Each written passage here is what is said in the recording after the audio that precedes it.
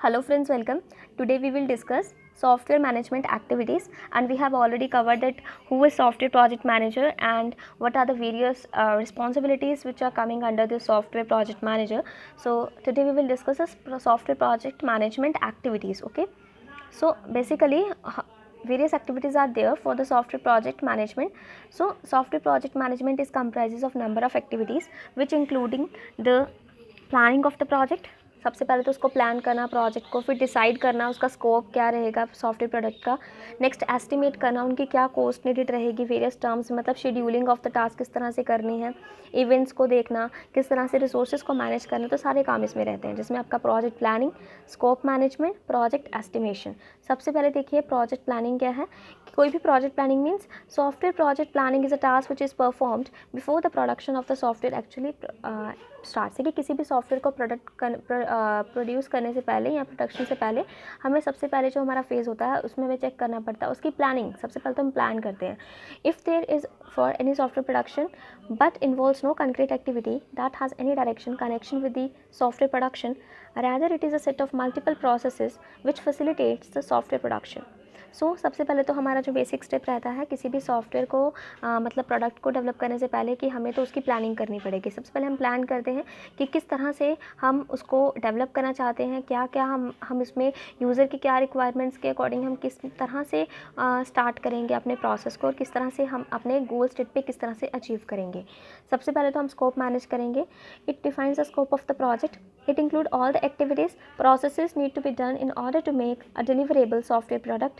मतलब किस तरह के हम स्टेप्स को फॉलो करेंगे हम एक सॉफ्टवेयर प्रोडक्ट को डिलीवर करने के लिए। So the scope management is essential because it creates the boundaries of the project by clearly defining what would be done in the project and what would not be done. So this makes the project to contain the limited and the quantifiable tasks which can be easily documented and in turn avoids the cost and the time overrun. देखिए जब आपके पास उस चीज़ को, अगर आपको पता है कि आपको ये सॉफ्टवेयर प्रोडक्ट को डेवलप करना है और आपने उसका कुछ रिटर्न में, अगर आप उसकी रिटर्न में डॉक्यूमेंट तैयार कर लेते हैं तो आपको बहुत ज़्यादा ईजी रहेगा कि आप उसको किस तरह से डेवलप करने वाले हैं, स्टार्टिंग क्या रहेगी, किस तरह से आप जो है वो किस तरह से स्टेप बाय स्टेप जो है वो आगे फॉलो करने वाले हैं।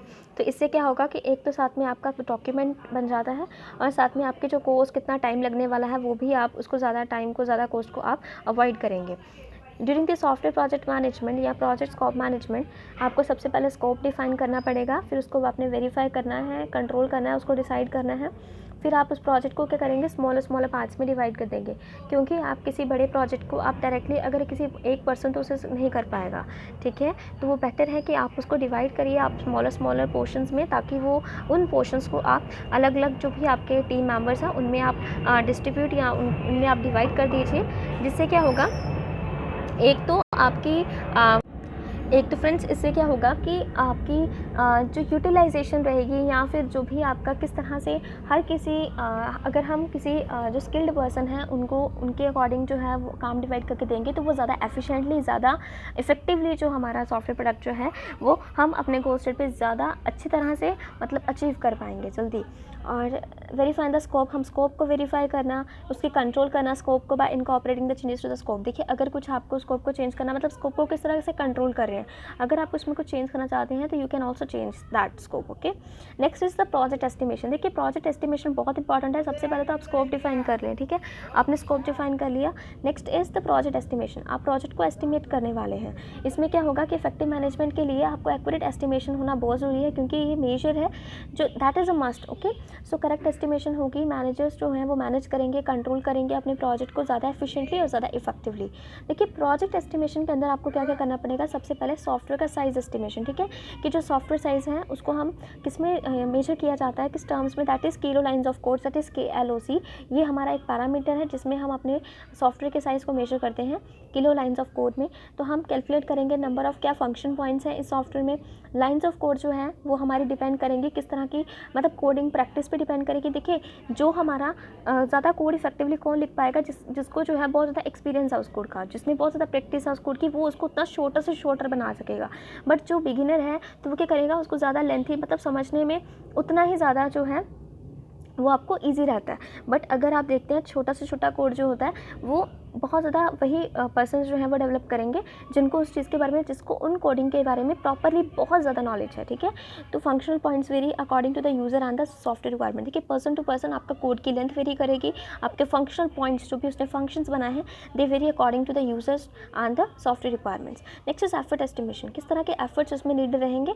देखिए आपको पर्सनल रिक्वायरमेंट है, कितने मैन आवर जो है वो हमें चाहिए कि वो सॉफ्टवेयर का प्रोडक्ट प्रोड्यूस करने के लिए, मतलब इसके अंदर वो आपका मैनेजर का एक्सपीरियंस क्या है। देखिए ऑर्गेनाइजेशन की हिस्टोरिकल डेटा या सॉफ्टवेयर साइज को किस तरह से वो एफर्ट्स में कन्वर्ट करेंगे। तो कुछ फार्मूलेस हम यूज़ करते हैं ताकि हम देख सकें कि एफर्ट कितना हमें एफर्ट जो है वो चाहिए during the development of the software project. Next is the time estimation. देखिए टाइम एस्टिमेशन में क्या है कि हम टाइम मेजर करेंगे, देखिए कितना टाइम हमें इस प्रोडक्ट को डेवलप करने में लगेगा। हम अगर एफर्ट्स को सब कैटेगरीज में भी डिवाइड कर देते हैं तो किस तरह से हम अगर छोटे से छोटा टास्क में भी हम उसको डिवाइड करते हैं तो हम किस तरह से डिवाइड करते हैं using this work breakdown structure, that is WBS। Work breakdown structure use करके हम अपने प्रोग्राम, अपने जो भी टास्क है उसको स्मॉलर से स्मॉलर पोर्शंस में जो है टास्क में जो है वो हम डिवाइड करेंगे। सो ये जो टास्क है वो हमारे डे टू डे बेसिस में शेड्यूल किए जाते हैं और कैलेंडर जो मंथ्स हैं उनके अकॉर्डिंग जो है वो हमारे क्या होंगी, शेड्यूलिंग रहेगी। The sum of the time which is required to complete all the task in the hours of the days is the total time which is invested to complete the project. देखिए कितना time आपका total लग गया है किसी project को, किसी task को कितने घंटे में करने में, कितना टाइम करने में। सो वो आपका होगा टोटल टाइम कितना आपने इन्वेस्ट किया है to complete that project. Next is cost estimation. देखिए कॉस्ट एस्टिमेशन पे हमें कॉस्ट को भी एस्टिमेट करना पड़ेगा। इसके अंदर आपका साइज़ क्या है सॉफ्टवेयर का, सॉफ्टवेयर क्वालिटी, हार्डवेयर क्या यूज़ कर रहे हैं हम उसके लिए, कुछ एडिशनल सॉफ्टवेयर या टूल्स या लाइसेंस्ड हम कुछ यूज़ कर रहे हैं तो उसका क्या चार्ज रहेगा, हमारे कितना स्किल्ड, हमें कितने जो मेंबर्स हैं वो हमें स्किल्ड चाहिए, ठीक है ना, किसी पर्टिकुलर स्पेसिफिक स्किल को लेके वो स्किल्ड हैं तो उसका हमारा अलग से हमारा चार्जिंग रहेगी। नेक्स्ट ट्रैवल इन्वॉल्व, अगर हमें ट्रैवलिंग वगैरह है तो उसका भी कॉस्ट इन्वॉल्व रहेगा, कम्युनिकेशन का इन्वॉल्व रहेगा and the training and the support. So these all coming under this cost estimation. Thank you friends. If you like my video, please like, share, subscribe my channel, and if you have any query you can ask in the comment section. And friends, if you are new to my channel, please subscribe so that you will get the latest notifications. Thank you.